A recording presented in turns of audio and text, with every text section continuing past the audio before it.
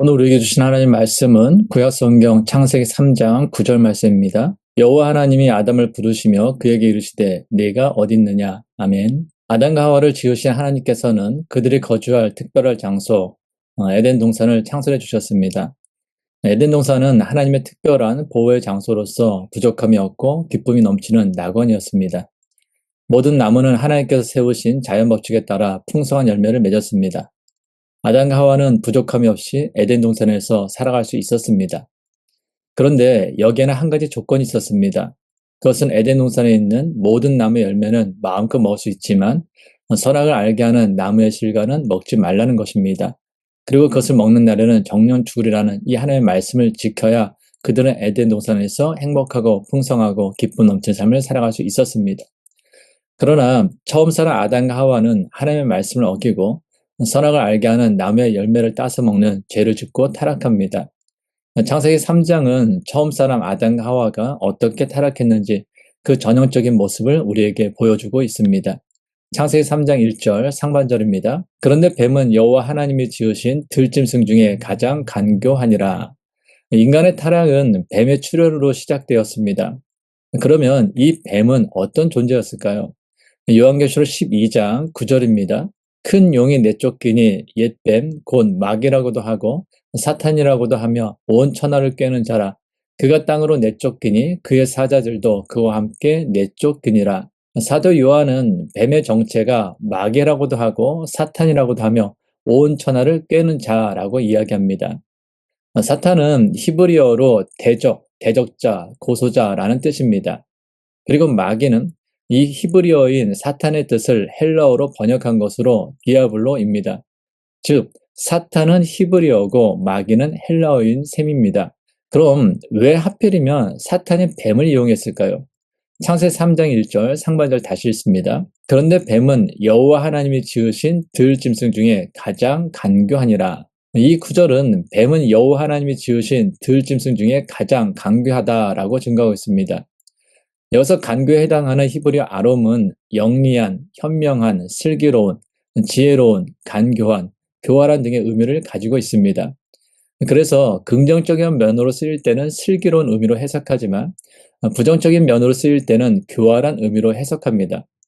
예를 들면 어떤 사람에게 분석적이다라는 표현을 쓸 때 긍정적으로 볼 때는 정확하고 틀림이 없는 사람이라는 의미이지만 반대로 부정적인 면으로 볼 때는 다른 사람의 단점을 잘 보고 비판을 많이 하는 사람이라는 말과 같습니다. 이런 점에서 볼 때 뱀은 슬기롭고 영리하다라고 말하기보다는 영악하다거나 또 교활하다라는 의미의 간교하다가 훨씬 더 적절한 표현이라고 알 수 있습니다. 왜냐하면 사탄이 뱀을 선택한 이유는 하나님이 지으신 짐승 중에서 가장 간교했기 때문입니다. 여기서 우리가 알 수 있는 것은 간교하고 교활한 성품을 가진 사람들은 사탄이 사용하기 쉽다라는 것입니다. 주변에 잘난 척하고 또한 겉모술수에 능하고 교만하고 영리한 사람들이 있다면 주의해야 합니다. 그런 사람들은 일시적으로 도움을 주는 것 같지만 결국에는 우리를 위기에 빠뜨릴 것이기 때문입니다. 왜냐하면 이런 사람들은 사탄이 이용하기 쉽기 때문입니다. 창세기 3장 1절 하반절입니다. 뱀이 여자에게 물어 이르되 하나님이 참으로 너희에게 동산 모든 나무의 열매를 먹지 말라 하시더냐. 하와를 유혹하기 위해 뱀을 이용하여 다가온 사탄은 하와에게 하나님이 참으로 너희에게 동산 모든 나무의 열매를 먹지 말라 하셨냐라고 묻습니다. 지난주에 말씀드린 것처럼 창세기 2장은 하나님에 대하여 여호와 하나님이라고 표현합니다. 여호와는 우리 인간을 창조하시고 우리와 언약을 맺으시며 우리와 더욱더 친근한 관계를 맺길 원하시는 하나님을 표현한다라고 말씀드렸습니다. 즉 여호와 하나님이란 인간과 언약을 맺은 하나님을 표현하는 것입니다. 그런데 하와를 찾아온 사탄은 여호와 하나님에서 여호와를 빼버렸습니다. 즉 사탄은 하와로 하여금 자신이 하나님과 언약을 맺은 주인공이라는 그 사실을 잊어버리게 만든 것입니다. 또한 사탄은 하나님이 참으로 너희에게 동산 모든 나무 열매를 먹지 말라 하시더냐라고 물었습니다. 그런데 하나님께서 동산 모든 나무 열매를 먹지 말라고 말씀하신 일이 있습니까? 그렇게 말씀하신 적이 없습니다. 창세기 2장 16절, 17절입니다. 여호와 하나님이 그 사람에게 명하여 이르시되 동산 각종 나무의 열매는 내가 임의로 먹되 선악을 알게 하는 나무의 열매는 먹지 말라.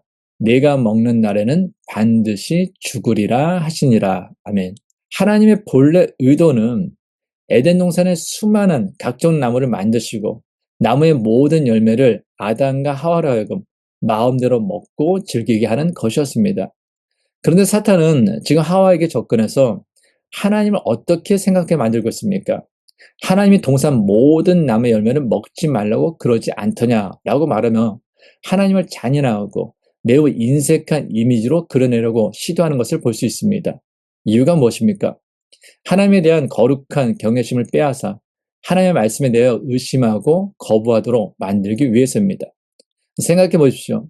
동산에 많은 나무의 열매를 자라게 하시고 그것을 바라만 보고 먹지 말라고 말씀한 하나님이라면 어떻게 진심으로 경외할 수 있겠습니까? 그렇게 인색한 하나님을 어떻게 믿을 수 있겠습니까? 이처럼 사탄은 하나님의 말씀을 슬쩍 비슷하게 왜곡하여서 우리로 하여금 하나님에 대한 좋지 않은 이미지를 가지게 하고 그로 인해 결국에는 하나님에 대한 불신, 하나님의 말씀에 대한 불신을 갖게 합니다. 결국 사탄의 계략에 넘어간 하와가 다음과 같이 대답합니다. 창세기 3장 2절, 3절입니다. 여자가 뱀에게 말하되 동산 나무의 열매를 우리가 먹을 수 있으나 동산 중앙에 있는 나무의 열매는 하나님의 말씀에 너희는 먹지도 말고 만지도 말라. 너희가 죽을까 하노라 하셨느니라. 사탄의 계략에 넘어간 하와는 하나님에 대한 잔인하고 인색한 이미지를 가지게 됩니다. 그래서 하와는 하나님께서 먹지도 말고 만지도 말라라고 말씀하셨습니다. 그러니까 하나님이 매우 인색하고 고약한 분이다라는 것입니다. 먹지만 말라고 하신 것이 아니라 만지지도 말라라고 하셨다라는 것이죠. 사실은 거짓말이죠. 하나님께서는 그렇게 말씀하신 적이 없습니다. 또한 반드시 죽는다라는 그 말씀은 죽을까 하노라라는 말로 바꿈으로 마음속에 하나님의 말씀에 대한 의심과 불신이 이미 자리 잡았음을 표현하고 있습니다. 그 결과 어떻게 됩니까? 결국 하와는 하나님의 말씀에 불순종하여 선악과를 따먹고 맙니다. 창세기 3장 6절입니다. 여자가 그 나무를 본즉 먹음직도 하고 보암직도 하고 지혜롭게 할 만큼 탐스럽기도 한 나무인지라. 여자가 그 열매를 따먹고 자기와 함께 있는 남편에게도 주매 그도 먹은지라. 사람들 중에는 하나님께서 선악을 알게 하는 나무의 열매를 만들지 않으셨다면 사람이 사탄의 유혹에 넘어가 죄를 지을 이유가 없었다라고 말하는 사람들 있습니다. 그들의 주장은 사람이 죄를 지은 것은 결국 선악을 알게 하는 나무를 만든 하나님 탓이라는 것입니다. 또 어떤 사람들은 사탄의 유혹이 없었다면 사람이 유혹에 넘어가 선악과를 따서 먹고 죄를 지을 이유도 없었다라고 말하는 사람들도 있습니다. 여러분은 어떻게 생각하십니까? 정말로 그럴까요? 하나님께서 아담과 하와를 하나님의 형상으로 창조하셨다라는 말 속에는 아담과 하와를 자유의지를 가진 인격체로 만드셨다라는 내용을 포함합니다. 따라서 아담과 하와는 자신의 의지를 하나님을 향하여 바르게 사용할 수도 있었고 또 반대로 하나님께 반대되는 것을 향하여 잘못 사용할 수도 있었습니다. 즉 아담과 하와는 사탄의 유혹을 이기고 하나님의 말씀에 순종할 수 있는 자유와 능력을 소유한 사람이었습니다. 그러나 그들은 그 자유와 능력을 자신의 이기적 욕망을 위해 사용했습니다. 사탄의 유혹이 들어왔을 때 그 유혹을 물리치고 하나님의 말씀에 순종하기보다는 그 유혹에 달콤하게 넘어와서 하나님의 말씀에 불순종한 것입니다. 따라서 그들은 자신의 책임을 회피할 수 없습니다. 뿐만 아니라 하나님께서는 에덴 동산에 수많은 각종 나무를 만드시고 나무의 모든 열매를 아담과 하와로 하여금 마음대로 먹고 즐기게 하셨습니다. 다만 하나님께서 그들에게 먹지 말라고 금하신 것은 선악을 알게 하는 나무의 열매 하나뿐이었습니다. 그럼에도 99개를 주었는데 왜 하나는 주지 않아서 사탄의 유혹에 넘어가 죄를 짓게 했냐고 따진다면 그것이 과연 정당한 주장입니까? 빅점의 작가 미우라 아야코는 신앙인에게 가장 무서운 것은 은혜에 익숙한 것이다 라고 말하며 자신의 삶을 고백하였습니다. 그녀는 중병에 걸렸을 때 한 청년을 만나 전도를 받았습니다. 얼마나 고마웠던지 그 청년과 결혼을 했습니다. 병든 자신과 결혼을 해준 그가 너무나 감사하여 생각만 하면 눈물이 나도록 고마웠습니다. 그런데 몇 년을 같이 살다 보니 별로 고맙지가 않았다라는 것입니다. 그저 그랬습니다. 당연하게 여기게 되었습니다. 남편에게 신경질을 내고 화를 내고 미워하게도 하는 자신의 모습을 보면서 회개하게 되었다라는 것입니다. 그래서 미우라 아야코는 그때부터 하나님, 은혜에 익숙해지지 않도록 인도해 주세요라고 기도했다고 합니다. 에덴 동산의 모든 나무의 열매를 열리게 하시고 먹도록 하신 하나님, 99개를 주신 하나님을 향하여 왜 하나를 주시지 않아서 나로 하여금 유혹에 넘어가 죄를 짓게 했냐라고 항변하는 것은 하나님의 은혜에 익숙해졌기 때문입니다. 하나님의 은혜를 너무나 당연한 것으로 생각하기 때문입니다. 그것은 결국 나는 하나님의 은혜를 받을 만한 사람이라는 그 교만이 그 마음속에 있기 때문인 것입니다. 더욱이 하나님께서 모든 나무의 열매는 마음대로 먹되 선악을 알게 하는 나무의 열매는 먹지 말라고 말씀하신 것은 하나님과 인간의 차이, 즉 하나님은 창조주시며 인간은 피조물이라는 그 사실을 잊지 말라.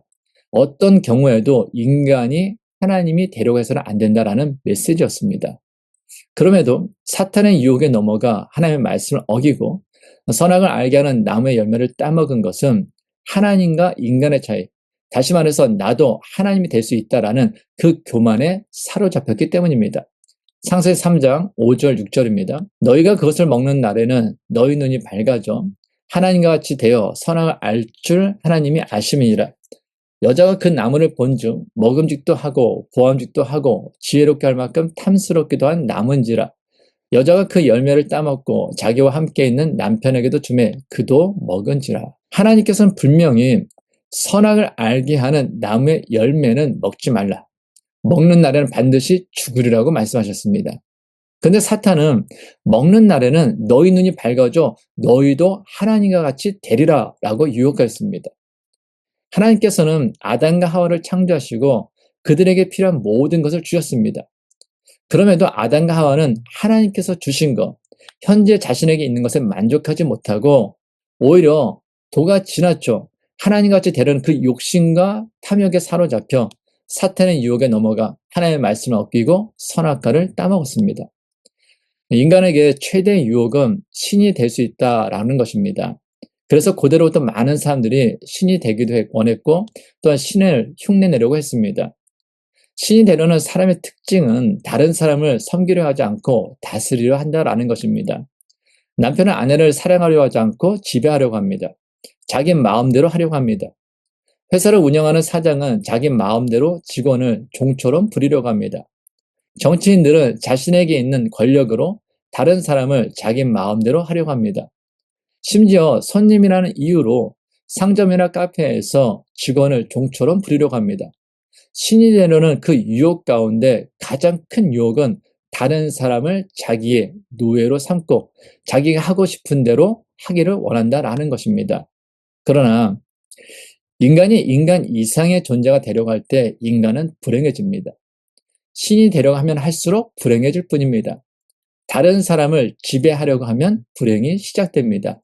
이유가 무엇입니까? 우리는 인간이기 때문입니다. 그러나 반대로 다른 사람을 섬기면 복을 받습니다. 하나님 나라의 법칙은 자기를 낮추며 다른 사람을 섬기는 사람이 높임을 받기 때문입니다. 마태복음 18장 4절입니다. 그러므로 누구든지 이 어린아이와 같이 자기를 낮추는 사람이 천국에서 큰 자니라. 아멘. 지금까지 살펴본 것처럼 사탄의 유혹에 넘어가 하나님의 말씀을 어기고 죄를 지은 것에는 그 어떤 핑계나 변명이 있을 수 없습니다. 그것은 전적인 나의 선택이며 나의 의지이기 때문입니다. 그러나 하나님께서는 죄인된 아담과 하와를 포기하지 않으셨습니다. 오늘 본문 9절입니다. 여호와 하나님이 아담을 부르시며 그에게 이르시되 네가 어디 있느냐. 하나님의 말씀을 어기고 죄를 지은 아담과 하와는 동산의 건시는 여호와 하나님의 소리를 듣고 하나님을 피하여 동산 나무 사이에 숨었습니다. 하나님에 대한 두려움 때문입니다. 죄를 짓기 전에는 하나님에 대한 두려움이 없었습니다. 그래서 평소에는 동산을 거니시는 여호와 하나님의 음성을 들으면 너무나 반갑고 기뻤습니다. 그러나 죄를 지은 후에는 욕심과 탐욕으로 가득한 자신의 수치스러운 모습을 보게 된 것입니다. 그렇기 때문에 거룩하신 하나님에 대한 두려움이 생겼습니다. 그리고 하나님에 대한 두려움은 하나님과의 관계를 끊어지게 했습니다. 그리고 죄는 하나님과의 관계만 끊은 것이 아니라 아담과 하와, 즉 부부관계, 가인과 아벨, 형제관계, 부모와 자녀 관계, 나아가 모든 인간관계를 끊어지게 합니다. 사람은 홀로 살지 못합니다. 그러므로 관계가 끊어진다라는 것은 곧 죽음을 의미합니다. 그래서 하나님께서는 선악과를 먹으면 죽는다라고 말씀하신 것입니다. 그러나 여호와 하나님께서는 아담과 하와를 포기하지 않으셨습니다. 사탄의 유혹에 넘어가 하나님의 말씀을 어기고 죄를 지은 아담과 하와는 하나님을 피해 숨었지만 하나님께서는 그들을 포기하지 않으시고 찾아오셔서 네가 어디 있느냐라고 말을 건네셨습니다. 관계가 깨졌을 때 먼저 말을 건네는 사람이 누구입니까? 다시 관계를 회복하고 싶은 사람입니다. 그럼 왜 다시 관계를 회복하고 싶어 합니까? 더 사랑하기 때문입니다. 사랑은 상대방과의 관계 회복을 위해서라면 무엇이든 하게 만듭니다. 그래서 여호와 하나님께서는 자신을 피해 숨어 있는 아담과 하와를 찾아오셔서 내가 어디 있느냐라고 먼저 말을 건네신 것입니다. 성경은 우리를 향한 하나님의 마음에 대하여 다음같이 말씀합니다. 시편 147편 3절입니다. 상심한 자들을 고치시며 그들의 상처를 싸매시는도다. 요한일서 1장 9절입니다. 만일 우리가 우리 죄를 자백하면 그는 미쁘시고 의로우사 우리 죄를 사하시며 우리를 모든 불의에서 깨끗하게 하실 것이요. 아멘. 하나님께서는 우리를 고치시며 우리의 상처를 싸매시기를 원하십니다. 하나님께서는 우리가 우리 죄를 자백하면 우리 죄를 사하시며 모든 불의에서 우리를 깨끗게 하신다라고 약속하셨습니다. 그래서 하나님께서는 죄로 인한 수치심과 두려움 가운데 있는 아담과 하와를 찾아오셔서 내가 어디 있느냐라고 먼저 말을 건네신 것입니다. 그리고 하나님께서는 아담과 하와를 위하여 가죽옷을 지어 입히셨습니다.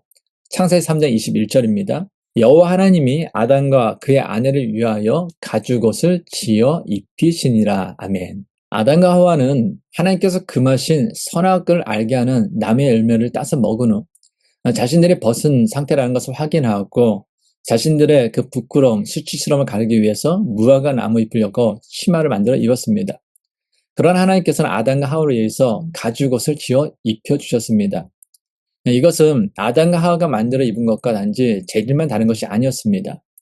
그들이 만들어 입은 것은 치마였습니다. 이 단어는 허리띠로도 번역되었습니다. 지금의 표현으로 하면 미니스커트 정도의 크기입니다. 하지만 하나님께서 입혀주신 가죽옷은 어깨에서 무릎까지 내려오는 긴 옷입니다. 지금의 표현으로 하면 원피스와 같은 것입니다. 무엇을 이야기하는 것입니까? 인간의 죄로 인한 그 수치스러움, 두려움, 부끄러움을 가리는 데는 한계가 있다는 것입니다. 오직 하나님만이 그것을 온전히 다 가려줄 수 있는 것이지요. 그리고 하나님께서 아담과 하와에게 가죽옷을 만들어 입혀주시기 위해서는 반드시 짐승을 잡아야 했을 것입니다.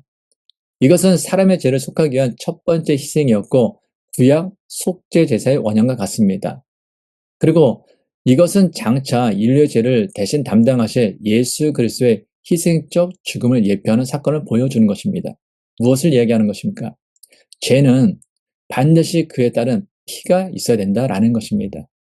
그래서 구약 시대에는 짐승의 피로 인간의 죄를 속했습니다. 그러나 그것은 그때뿐입니다.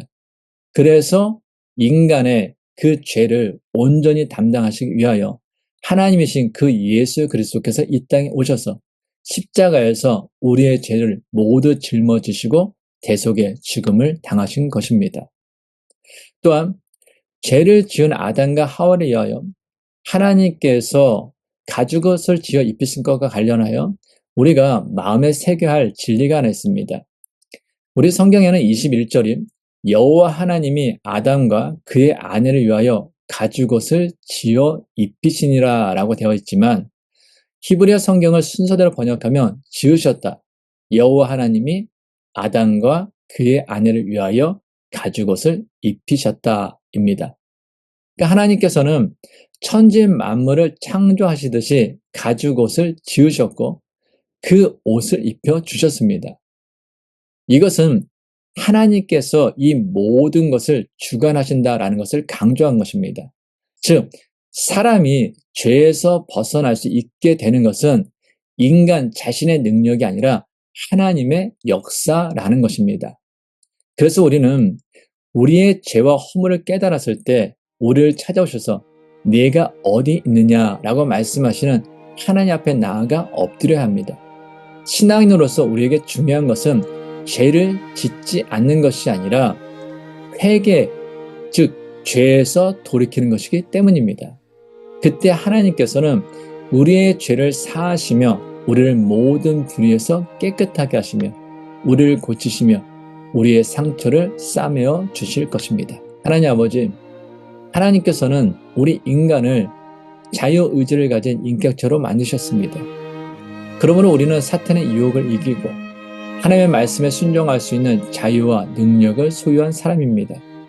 그럼에도 우리는 그 자유와 능력을 자신의 이기적 욕망을 위해 사용할 때가 너무나 많습니다. 사탄의 유혹에 들어올 때 그 유혹을 물리치고 하나님의 말씀에 순종하기보다는 그 유혹의 달콤함에 넘어가서 하나님의 말씀에 불순종할 때가 많습니다. 그러나 이제는 하나님의 은혜로 예수 그리스도의 십자가 보혈로 구원받아 하나님의 자녀로서 하나님께서 주신 자유와 능력을 하나님의 말씀에 순종하며 하나님의 뜻을 이루는 데 사용하며 살아가게 하옵소서. 이제는 우리 주 예수 그리스도의 은혜와 하나님의 크신 사랑과 성령님의 교통하심이 구원받은 하나님의 자녀로서 하나님께서 주신 자유와 능력을 하나님의 말씀에 순종하며 하나님의 뜻을 이루는 데 사용하며 살아가길 원하는 모든 하나님의 사람들 위해 이제부터 영원까지 함께 하시기를 간절히 축원하옵나이다. 아멘.